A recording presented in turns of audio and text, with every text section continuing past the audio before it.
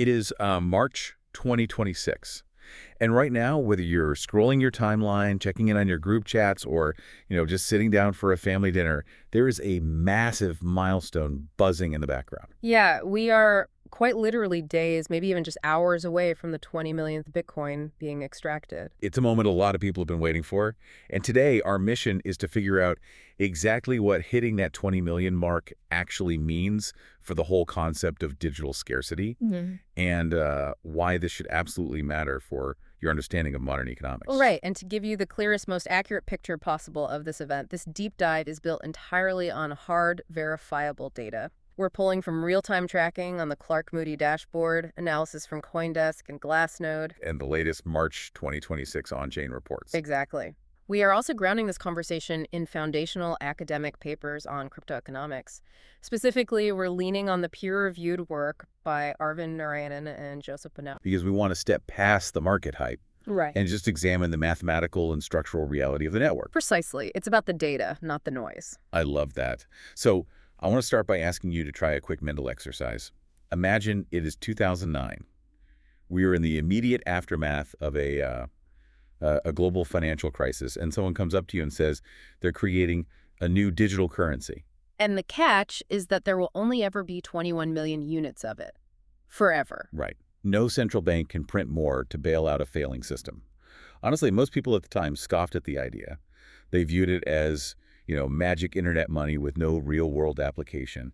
Yet here we are, 17 years later, actually crossing that 20 million threshold. The entire world is watching a decentralized protocol execute exactly what it was programmed to do from day one. Okay, let's unpack this, because the mathematical reality of Bitcoin's supply curve is fascinating when you look at the raw number. It really is. The current circulating supply of Bitcoin is sitting right in an incredibly narrow window between 19,998,000 and 19,999,000. We are so close. We are.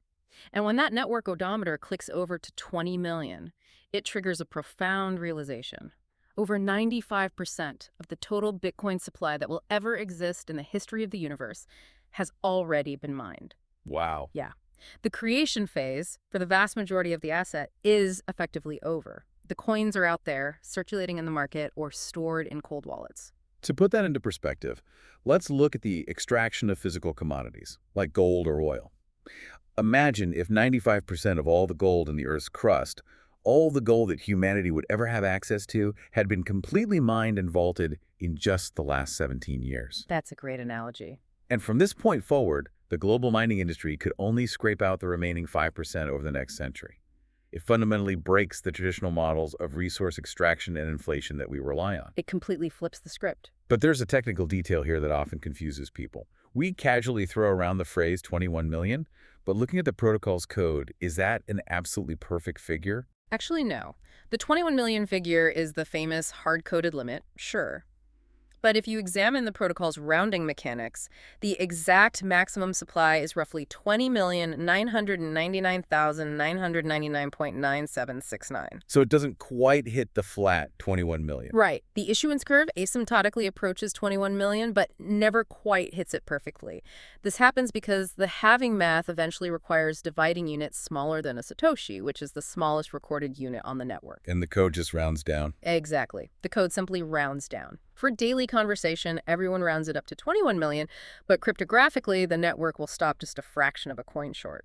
I want to visualize how we actually arrived at this 20 million mark so quickly. I mean, we blew through that 95% in under 2 decades. Walk me through the chronological breakdown of the block subsidy. How did the network distribute these rewards to miners early on compared to what is happening today? The distribution model is built on a geometric sequence. The protocol dictates a halving event every 210,000 blocks. Which translates to what in standard time? Since a new block is mined roughly every 10 minutes, that translates to a 4-year cycle. During the network's infancy, between 2009 and 2012, the reward was a massive 50 Bitcoin per block. 50 per block. That is huge compared to now. It is. In just those first 3 to 4 years, miners extracted about 10.5 million Bitcoin. The network distributed half of its total eventual supply right out of the gate to incentivize early participation. Makes sense. You have to bootstrap the network somehow. Yeah. And then the first halving hits. Right. From 2012 to 2016, the reward dropped to 25 Bitcoin per block, bringing the total mine to about 15.75 million. The next cycle, from 2016 to 2020, cut the reward to 12.5 Bitcoin, pushing the circulating supply to roughly 18.375 million. And then the 2020 cycle brings us into the modern era. Yes, from 2020 to 2024, it halved again to 6.25, bringing us up to about 19.6875 million. That places us in the current era. From 2024 to 2028, the reward is just 3.125 Bitcoin per block. So the entire global network of miners is now only adding about 450 new Bitcoin to the total supply each day. That is the daily cap right now. And when the next halving arrives in 2028, that daily issuance will get slashed again, dropping the block reward to 1.5625 Bitcoin. The contrast between the past and the future is just staggering. It took just 17 years to mine the first 20 million Bitcoin, but the math dictates it will take roughly 114 years to mine the remaining 1 million. A century-long timeline for that last little slice. Exactly. We are looking at a 114-year crawl to extract that final 5%. Let me lay out a mental roadmap for you, the listener, so you can clearly visualize these future milestones. Based on the block time averages, by the year 2035, roughly 99% of all Bitcoin will be mined. Which is less than a decade away. Moving further out, around the year 2105, the very last whole Bitcoin will be mined. And then it's just fractions. Around the year 2140, the very last Satoshis will finally be mined, and the block subsidy drops to absolute zero. What's fascinating here is how that geometrically decreasing series with a strict ratio of 1/2 impacts the network's inflation rate. Because of this, the annual inflation rate of Bitcoin is now under 1%. Lower than most fiat currencies. Far lower. It is continually shrinking. And this timeline isn't dependent on an economic committee or a central bank's quarterly policy meeting. The work by Andean and Bono highlights this unique aspect of crypto economics. The monetary policy is a matter of distributed consensus. Exactly. It's open source, mathematically modeled, and verifiable code. Anyone running a node can audit the entire supply and verify that the inflation schedule is functioning exactly as programmed. Here's where it gets really interesting, though, when we talk about the psychology of this on-chain scarcity. Because 20 million is the number of Bitcoin that have been mined, but it is far from the number of Bitcoin actually available to be used or bought on the open market. That is a crucial distinction. The on-chain data from Glassnode reveals a shocking statistic. An estimated 3 to 4 million of those Bitcoin are considered permanently lost. We're talking about early adopters who threw out old hard drives in 2010, or people who lost their seed phrases. The master cryptographic passwords needed to access their wallets. Exactly. Those coins are locked on the ledger, but they will never move again.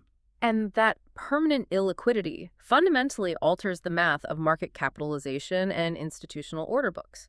We only have about 1 million coins left to extract over the next 114 years, but 3 to 4 million are already removed from the available float forever. There are more than twice as many lost coins as there are coins left to be mined. Mathematically, yes. So when an institutional buyer or a spot ETF, an exchange-traded fund that actually holds the underlying Bitcoin for its investors, attempts to acquire a large position, they are pulling from an incredibly shallow pool. Because the daily new supply is just 450 coins. Right. When daily demand exceeds 450 coins, the market has to find a new price equilibrium to convince existing holders to sell. That dynamic is exactly what has shifted the global narrative over the past 2 decades. Back in the early days, this was widely seen as a niche experiment for cypherpunks. The early cryptography and privacy advocates testing the limits of digital cash. Yeah. Today, it is globally recognized by major financial institutions as digital gold. The crucial difference between this and traditional assets is that the scarcity is an auditable, on-chain fact. You don't have to trust geological surveys about how much gold is left in the earth. You can run the numbers on your own computer. Which is incredibly empowering, but it also raises an important question about the actual mechanics of the network going forward. The entire system has relied heavily on that block subsidy to pay for its security. The new coins minted every 10 minutes. Correct. As we enter this multi-decade phase where the new issuance continues to shrink towards zero, the network's economic model faces a profound transition. The miners who deploy massive amounts of computing power to validate transactions and secure the ledger will no longer be able to rely on newly minted coins to cover their hardware and energy costs. So what does this all mean, specifically for the people actually running the infrastructure? If their primary source of revenue is vanishing over time, how do the miners survive, and how does the network remain secure? This is referred to in academic circles as the miner's dilemma, and it revolves around the concept of a security budget. For the last 17 years, a miner's revenue has been a combination of the block subsidy and user transaction fees. But the subsidy makes up the vast majority of the payout, right? Historically, yes. The fees are just a supplemental bonus. As we move into the post-subsidy world, that ratio must invert. Miners will eventually have to rely almost entirely on transaction fees. If those fees don't generate enough revenue to keep the mining operations profitable, miners will unplug their machines. And a drop in computing power makes the network cheaper and easier for a malicious actor to attack. Exactly. It's a massive technical and economic challenge for maintaining decentralization and network security. So we need the transaction fees to be high enough to pay the miners, which secures the base layer. But if the fees on the base layer become incredibly expensive, everyday users are entirely priced out of the network. You can't pay a $50 transaction fee to buy a cup of coffee. How does the ecosystem reconcile the need for high miner revenue with the need for cheap everyday utility? Well, the ecosystem has to separate settlement from daily commerce through layer 2 scaling solutions. The base blockchain transitions into a highly secure settlement layer. Massive institutions, nation-states, or exchanges will pay high fees to move millions or billions of dollars securely on the main chain. And those high fees provide the necessary security budget for the miners. Obviously. Meanwhile, everyday commerce moves to off-chain protocols. Take the Lightning Network, for example. It allows users to open a payment channel, transact back and forth thousands of times almost instantly, and for fractions of a cent. And then eventually close the channel, settling only the final balance on the main Bitcoin blockchain. Right. It takes the pressure off the base layer while still leveraging its security. Newer developments are pushing that concept even further, trying to remove the technical friction for the user. Protocols like ARC are designed to make off-chain transactions entirely seamless. Instead of requiring users to manually manage liquidity or open specific payment channels like they do on Lightning, ARC uses a system of virtual off-chain transaction outputs. It's a fascinating approach. A central service provider facilitates the transfers instantly, but the cryptography ensures the provider can never steal the funds. The user gets the speed and low cost of a centralized database, but retains the cryptographic guarantee that their money is safe, all while periodically settling batches of transactions to the main chain. These layer 2 innovations are critical because they solve the throughput problem without compromising the base layer's decentralization. Millions of individual transactions can be batched together off-chain. The users pay microscopic fees for their individual transfers, but when those millions of transfers are aggregated and settled on the main chain, the combined fee is large enough to sustain the miners. It is a necessary structural evolution. The base chain provides demonstrable scarcity and ultimate security, while Layer 2 protocols provide the speed and utility required for global adoption. It's the only logical path forward if the network is to survive the drop in block subsidies. It's like watching an intricate puzzle where all the pieces are finally locking into place. The base layer hardens, the issuance drops, and the secondary layers build the infrastructure for the masses. Hitting this 20 million milestone isn't just a round number to celebrate. It is living, breathing proof that Satoshi Nakamoto's original, predictable economic design actually functions in the real world. It really does. Regardless of the daily price volatility, the underlying scarcity of the asset is mathematically locked in. We have watched the high issuance phase play out, and now we are entering the century-long crawl to the finish line.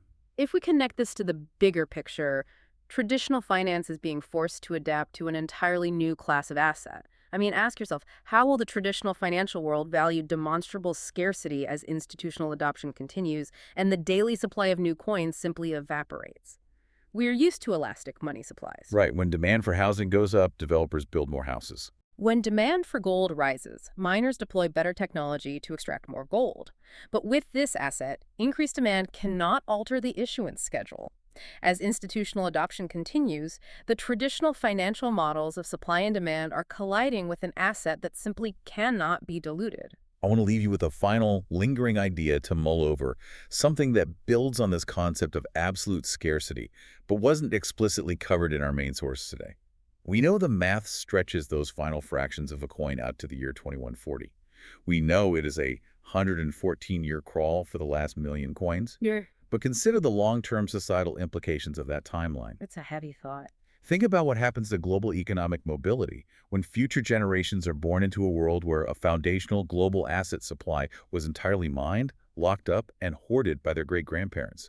If physical nations eventually peg their economies to a digital asset that no living human has ever actually seen produced or mined in any meaningful quantity, how is that going to redefine our global understanding of wealth creation versus wealth inheritance?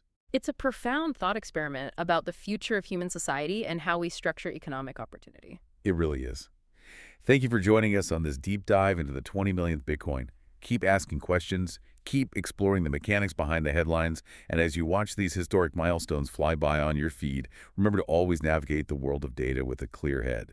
Catch you on the next one.